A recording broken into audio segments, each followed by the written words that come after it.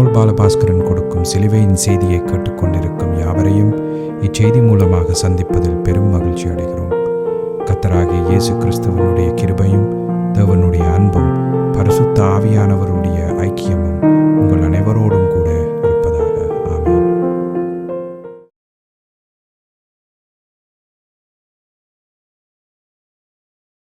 நான் இவாஞ்சலிஸ்ட் பால் பாலபாஸ்கரன். சிலுவையின் செய்தியில் என் சகோதரர்கள், என் சகோதரிகள், என் நண்பர்கள் எல்லோரையும் மறுபடியும் சந்திப்பதில் நான் பெரும் மகிழ்ச்சி அடைகிறேன். இந்த அருமையான நேரத்தை கர்த்தராகிய இயேசு கிறிஸ்து உங்களுக்கு ஒதுக்கி தந்திருக்கிறார். இந்த நேரத்தில் கர்த்தருடைய வேத வார்த்தைகளை உங்களோடு பகிர்ந்து கொள்வது எனக்கு மிகுந்த சந்தோஷத்தை அளிக்கிறது என்பதை நீங்கள் அறிந்து கொள்ள வேண்டும்.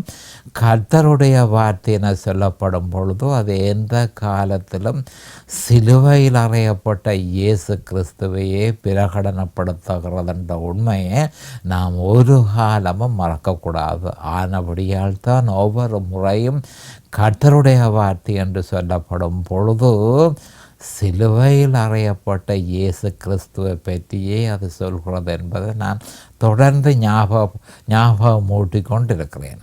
அப்போ கர்த்தருடைய வார்த்தை என்று சொல்லிக்க அவருடைய வாயிலிருந்து வெளிப்பட்ட வார்த்தை தான் கர்த்தருடைய வார்த்தை.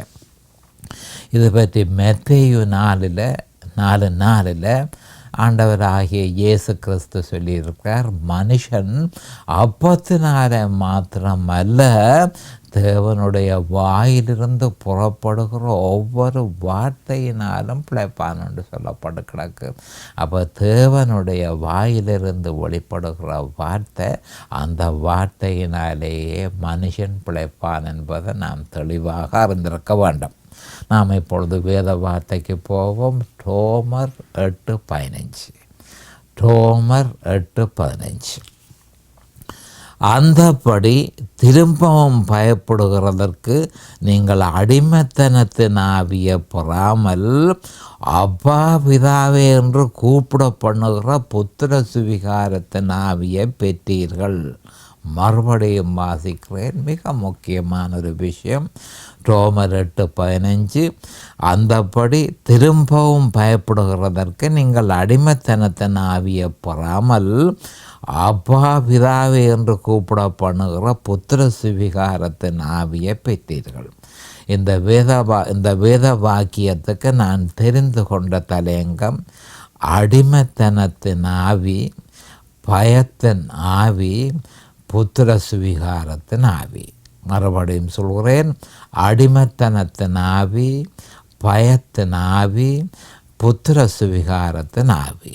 இந்த 3 ஆவிகளை பற்றியே நாம் இப்பொழுது கொஞ்சம் ஒரு சொற்ப நேரத்துக்கு இந்த ஆவி என்ன என்று சொல்லி விவரமாக நாங்கள் பார்க்க போகிறோம். இப்பொழுது நாம் ஜெபத்திற்கு கடந்து செல்வோம். அருமையானங்கள் பிதாவே உமக்கு சோஸ்திரம், பரலோகத்தின் தேவனே உமக்கு அன்றைக்கும் சோஸ்திரம். இந்த அருமையான நேரத்தை நீர் எங்களுக்கு ஒதுக்க தந்ததற்காய் அன்றைக்கும் சோஸ்திரம். பாவிகளாய் பிறந்த எங்கள் மீது தேவரீர் இரக்கம் கொண்டதற்காய் என்றைக்கும் சோஸ்திரம். உம்முடைய குமாரன் என்றும் பாராமல் அவர் எங்களுக்காக பலியாக சிலுவையில் ஒப்பு கொடுத்து அவருடைய வெளியேறப்பெற்ற இரத்தத்தினால் தேவரீர் நீர் எங்களை மீட்டு கொண்டீர். அது மட்டுமல்ல, உம்முடைய குமாரன் இயேசு கிறிஸ்துவோடு தேவரீர் எங்களை இணைத்தீர். அவருடைய மரணத்துக்குள் எங்களை இணைத்தீர். அவரோடு எங்களை அடக்கம் செய்தீர். அவருடைய உயிர்த்தெழுதலில் எங்களை இணைத்தீர். புதிதான ஜீவனை எங்களுக்கு தந்தீர். நித்திய ஜீவனை எங்களுக்கு தந்தீர். அதற்காக என்றைக்கும் சோஸ்திரம் பிதாவே.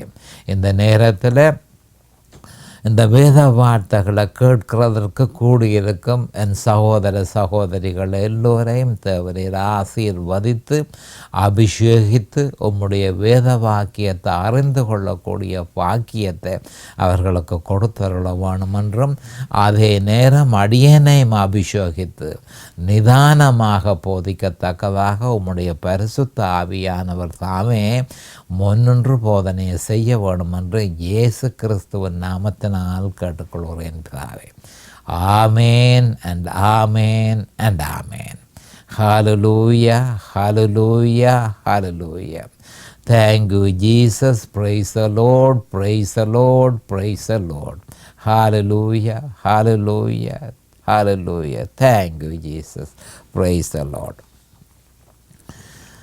அப்போ இந்த வேத வாக்கியத்தில் கவனமாக நாங்கள் அது தலையங்கத்தை மறுபடியும் இருக்கா திருப்பி சொல்கிறது எனக்கு அவசியமாக இருக்கிறது. 3 விதமான ஆவிகளை பற்றி நாங்கள் பார்க்க போகிறோம்.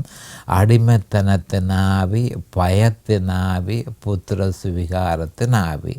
இந்த 3 ஆவியும் அதனுடைய குணாதிசயங்கள் என்ன, அது செய்ய போகிறது என்ன, மனுஷ குலத்துக்கு அதனால் நஷ்டமோ அல்லது லாபமோ என்ற விஷயத்தை பற்றியெல்லாம் நாங்கள் விவரமாக படுத்திக்கொள்வோம்.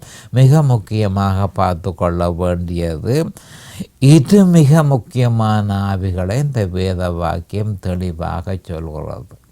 அது என்னென்று சொன்னால், ஒன்று அடிமைத்தனத்தின் ஆவி, 2வது புத்திர சுவிகாரத்தின் ஆவி. மறுபடியும் சொல்கிறேன், அடிமைத்தனத்தின் ஆவி, மற்றது புத்திர சுவிகாரத்தின் ஆவி என அறிகிறோம்.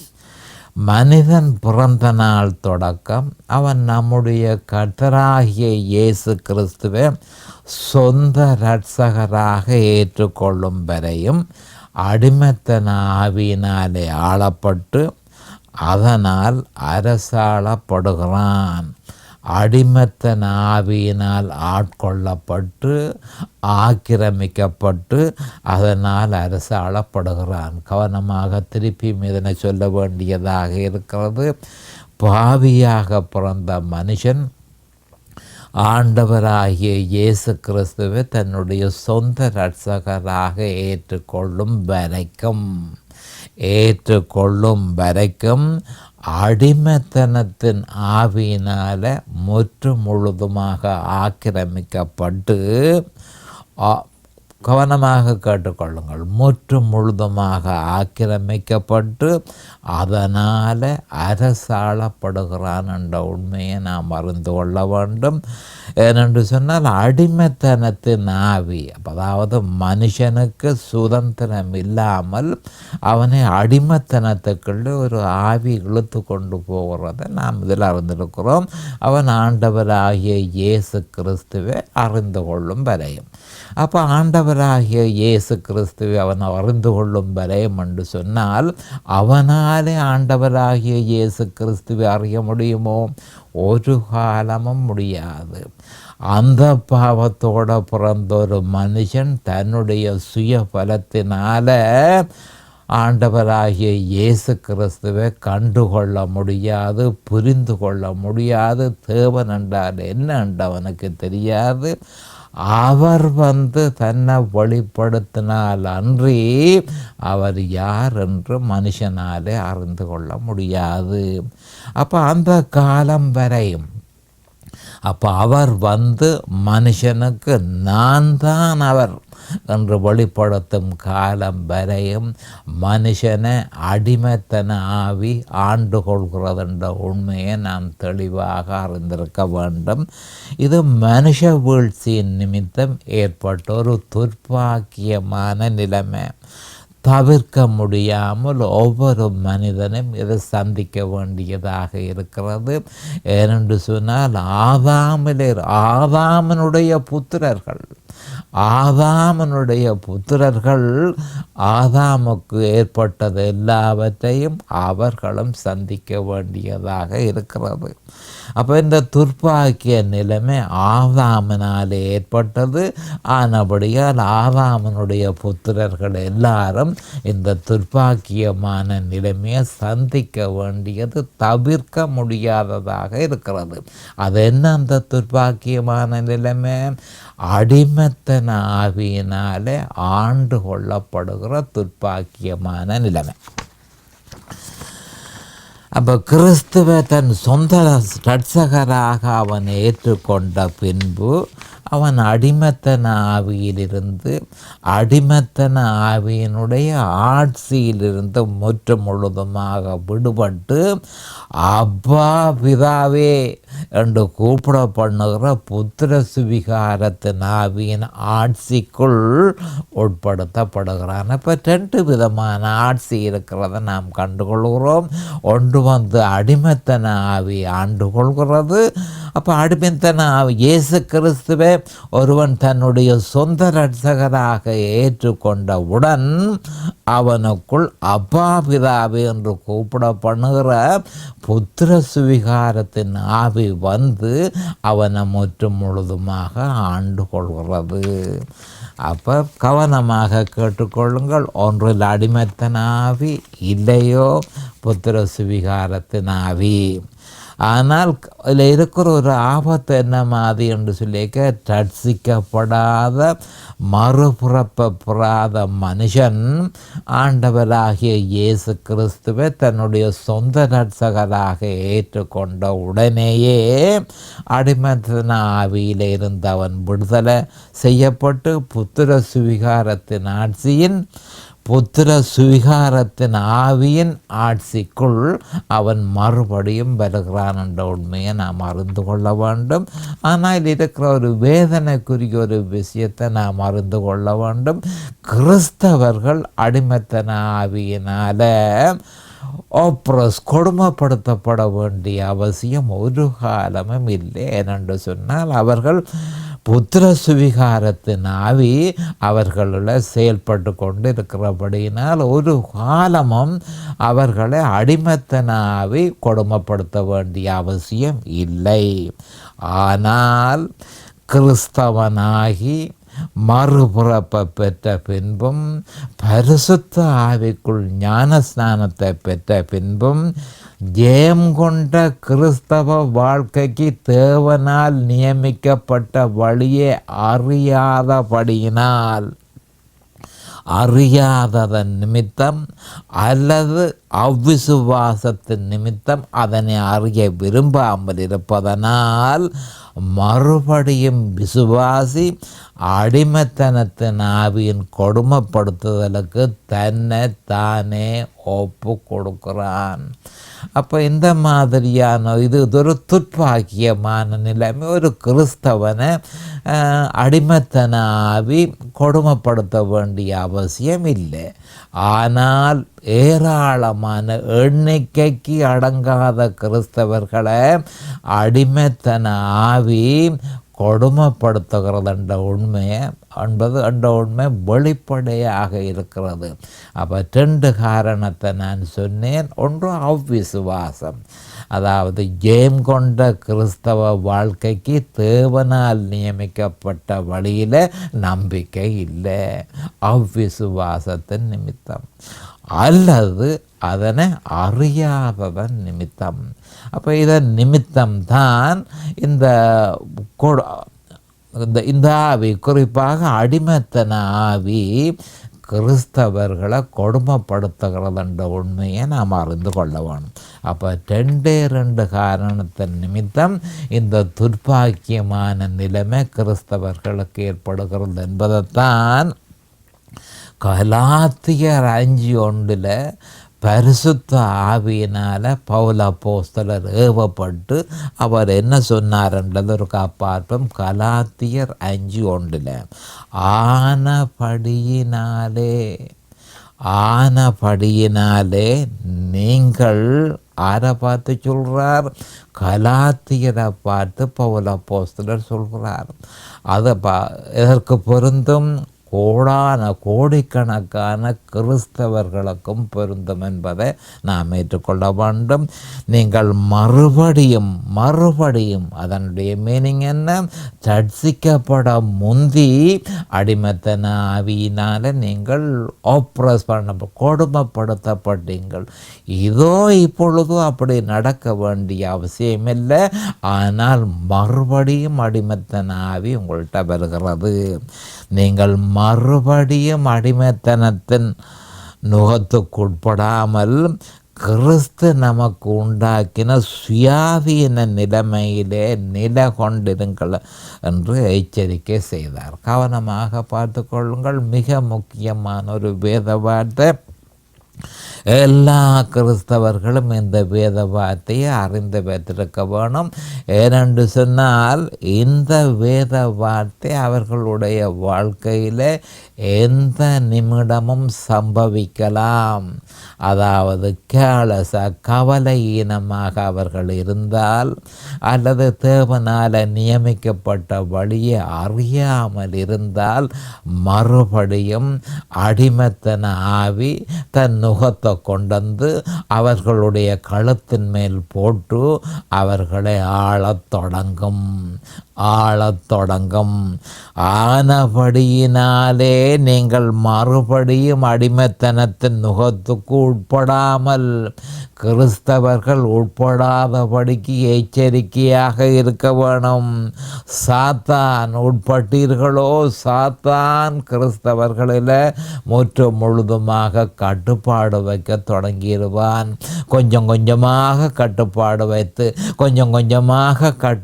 வைத்து முடிவில் கிறிஸ்தவனை முற்றும் முழுதுமாக ஆக்கிரமித்து அவனை பாதாளத்துக்குள்ள எடுத்துக்கொண்டு போகிறதே சாத்தானுடைய நோக்கம். யோவான் 10:10 சொல்லியிருக்கிறது அவருக்கு நான் வாசிக்க வேண்டியா இருக்க. மிக முக்கியமான ஒரு வேத வாக்கியம். திருடனார் சாத்தான். திருடன் திருடவும் கொல்லவும் அழிக்கவும் வருகிறானே அன்றி வேறொன்றுக்கும் வரான். அப்போ அடிமைத்தனத்தின் ஆவி வந்து அந்த நுகத்தை உங்கள் மேலே போடுவது, கிறிஸ்தவர்கள் மேலே போடுவதாக இருந்தால், திருடன் தன்னுடைய வேலையை தொடங்கிட்டான். திருடன் திருடவும் கொல்லவும் அழிக்கவும் வருகிறானே என்று வேறொன்றுக்கும் வரான். நானோ அவைகளுக்கு ஜீவன் உண்டாயிருக்கவும் அது பரிபூரணப்படவும் வந்தேன். அப்போ ஆண்டவர் சொல்லுகிறார், நான் ஜீவனை கொடுக்க வந்தேன், அந்த ஜீவன் பரிபூரணத்தை பெற்றுக்கொள்ள நான் வந்தேன். அப்போ நான் திருடன் மாதிரி கவனமாக இப்போ உங்களுக்கு ஆர் வேணுமென்று நீங்கள் தெரிவு செய்து கொள்ள வேணும். இயேசு கிறிஸ்து வேணுமோ அல்லது சாத்தான் வேணுமோ? சாத்தான் வேணுமென்று சொன்னால் அடிமைத்தன ஆவி தன்னுடைய நுகத்தை போட்டு கிறிஸ்தவர்களை அரசாள தொடங்கும். ரட்சிக்கப்படாதவர்களை அது ஏற்கனவே அரசாண்டு கொண்டிருக்கிறபடியால் அதை பற்றி நாம் கவலைப்பட வேண்டியதில்லை. ஆனால் ரட்சிக்கப்பட்டவர்களை அடிமைத்தன ஆவி தன்னுடைய நுகத்தை போட்டு அவர்களை ஆட்சி செய்கிறது, ஆளுகை செய்கிறது. அதுதான் வேதனைக்குரிய விஷயம் என்றால் ஆண்டவர் அதைத்தான் சொல்லியிருக்கிறார். இங்கே யோவான் 10:10 திருடன் சாத்தான் திருடவும் கொல்லவும் அழிக்கவும் வருகிறானே அன்றி வேறொன்றுக்கும் வரான். நானோ அவர்களுக்கு ஜீவன் உண்டாயிருக்கவும் அது பரிபூரணப்படவும் வந்தேன். அப்போ ஆண்டவர் கேட்கிற, எந்த ஆவி உனக்கு வேணும், எந்த ஆவி உனக்கு வேணுமென்றதை நீ தீர்மானித்து கொள்ள வேணும்.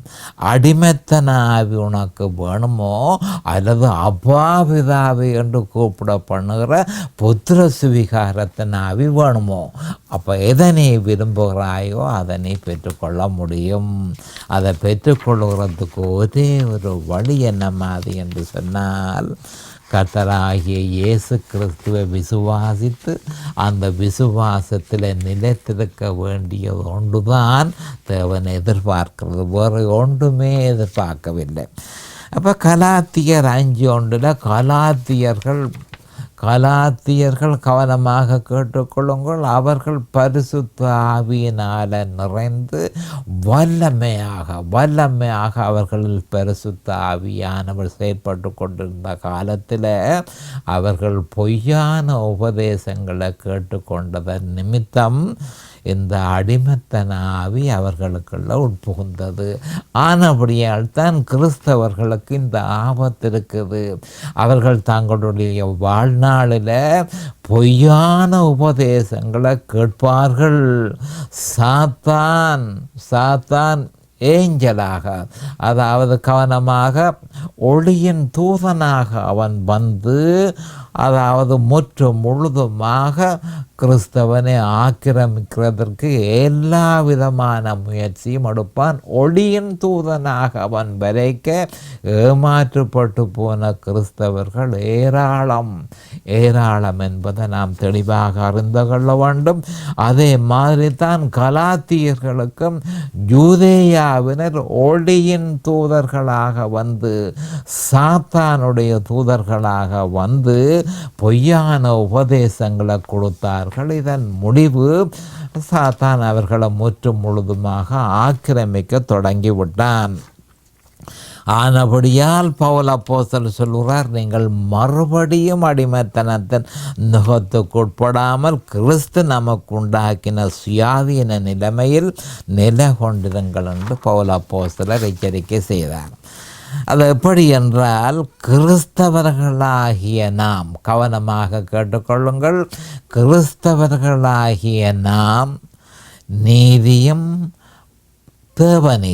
தேவநீதியும் பரிசுத்தமமான வாழ்க்கையையும் வாழ்வதற்கு அடிமைத்தனத்திலிருந்து பூரணமாக விடுதலையாக்கப்பட்டு பூரண சுயாதீனம் உள்ளவர்களாக இருக்கிறோம். மறுபடியும் சொல்லுகிறேன், ஒரு கிறிஸ்தவன், மறுபிறப்பு பெற்ற கிறிஸ்தவன், அவன் நீதியை பெற்றிருக்கிறான், தேவ நீதியை பெற்றிருக்கிறான். பரிசுத்தமான வாழ்க்கையை வாழ்வதற்கும் தேவ நீதியோடு பரிசுத்தமான வாழ்க்கையை வாழ்வதற்கு அடிமைத்தனத்திலிருந்து பூரணமாக விடுதலையாக்கப்பட்டு பூரண சுயாதீனம் உள்ளவனாக அந்த கிறிஸ்தவன் இருக்கிறான். மறுபடியும் சொல்கிறேன், மிக முக்கியமான விஷயமானபடியால் அதை திருப்பி சொல்ல வேண்டியதாக இருக்கு. கிறிஸ்தவர்களாகிய நாம், மறுபிறப்பு பெற்றவர்களாகிய நாம் தேவ நீதியை உடையவர்களாக இருக்கிறோம். பரிசுத்தமான வாழ்க்கை வாழ்வதற்கும் அடிமைத்தனத்திலிருந்து பூரணமாக விடுதலையாக்கப்பட்டு பூரண சுயாதீனம் உள்ளவர்களாகவும் இருக்கிறோம். இந்த சுயாதீனம் எப்படி நமக்கு கிடைத்தது? கர்த்தராகிய இயேசு கிறிஸ்துவில் நம்முடைய விசுவாசத்தை வெளிப்படுத்தி, அவர் சிலுவையில் நிறைவேற்றியதில் நம்முடைய விசுவாசத்தை வெளிப்படுத்தி, அந்த விசுவாசத்தை நிலைத்திருக்கும் பொழுதே இந்த பூரண சுயாதீனம் நமக்கு கிடைத்தது. அந்த விசுவாசத்திலிருந்து விலகி வேறு ஏதாவது பிரமாணங்களை, இங்கேதான் பிரச்சனை வருது, பிரமாணங்களுக்கு கிறிஸ்தவன் போன உடனே அடிமைத்தன ஆவி கிறிஸ்தவர்களுடைய களத்தில் தன்னுடைய நுகத்தை போடுகிறதற்கு தயாராக இருக்கிறது. அப்போ அந்த விசுவாசத்திலிருந்து விலகி, அந்த விசுவாசம், எந்த விசுவாசம்? இயேசு கிறிஸ்துவையும் அவர் சிலுவையில் நிறைவேற்றியதையும் முற்று முழுதுமாக நம்பி அதில் தன்னுடைய விசுவாசத்தை வெளிப்படுத்தி அதை நிலைத்திருக்கிறவன் தான் அந்த விசுவாசத்தில் நிலைத்திருக்கிறான். அப்போ அந்த விசுவாசத்திலிருந்து விலகி வேறு ஏதாவது பிரமாணங்கள், அப்போ அந்த பிரமாணங்கள் தேவ பிரமாணங்களாக இருக்கலாம், மனுஷ பிரமாணங்களாக இருக்கலாம், மனுஷ கற்பனைகளாக இருக்கலாம். அப்போ அந்த பிரமாணங்களை அனுசரித்து அதற்கு கீழ்ப்படிந்து நமக்கு அளிக்கப்பட்ட விசுவாசத்தை விட்டு விலகுவோமாயின் நிச்சயமாக அடிமைத்தனத்தின் நுகத்துக்கு உட்பட வேண்டி வரும் என்பதை ஒவ்வொரு கிறிஸ்தவர்களும் அறிந்து கொள்ள வேண்டும். அப்போ அந்த விசுவாசத்தை விட்டு விலகி பிரமாணங்களை நாடுவோமாய் இருந்தால் அடிமைத்தனத்தின் நுகத்தை பெற வேண்டிய கட்டாயம் ஏற்படுகிறது என்பதை நாம் அறிந்து கொள்ள வேண்டும். அப்பொழுது அடிமைத்தனத்தின் ஆவி கிறிஸ்தவனை ஆண்டு கொள்ளும். அடிமைத்தனத்தின் ஆவி கிறிஸ்தவனை ஆண்டு கொள்ளும். காரணம் என்ன?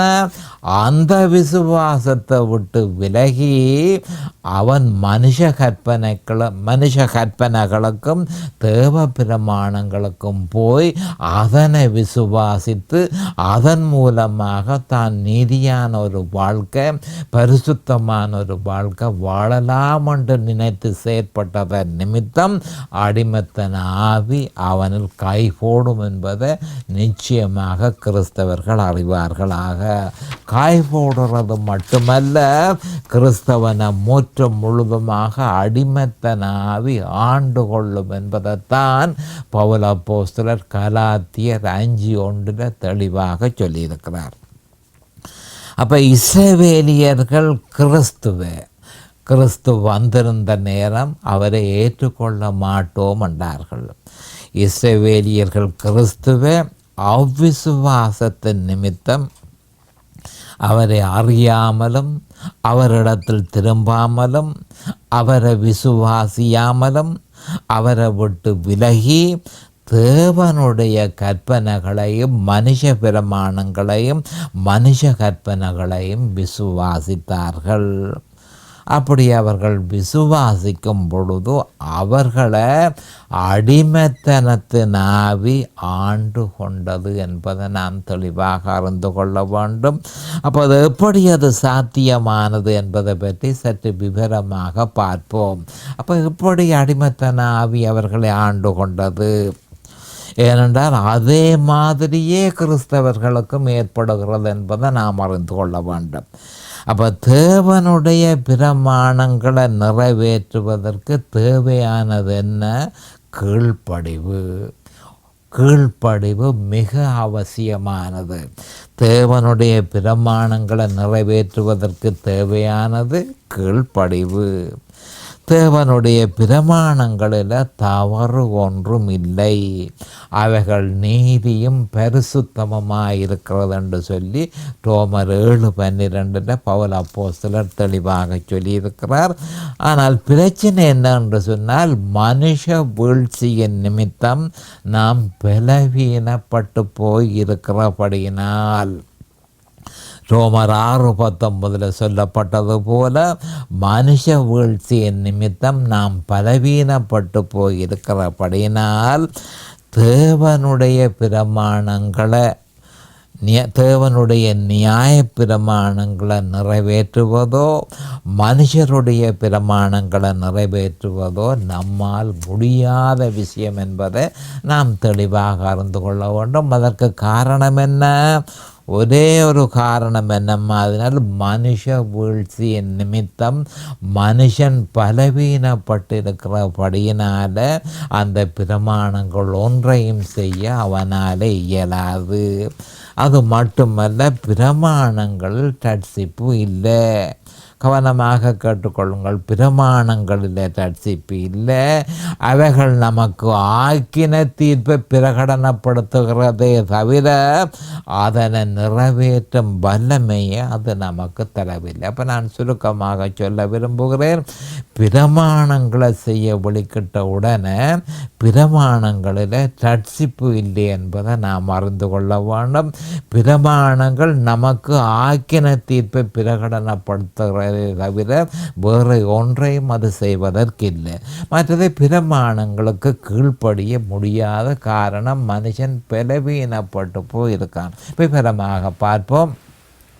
அடுத்த செய்தியில் அது வரைக்கும் கர்த்தராகிய இயேசு கிறிஸ்துவின் நாமத்தினால் நான் உங்களை ஆசீர்வதிக்கிறேன்.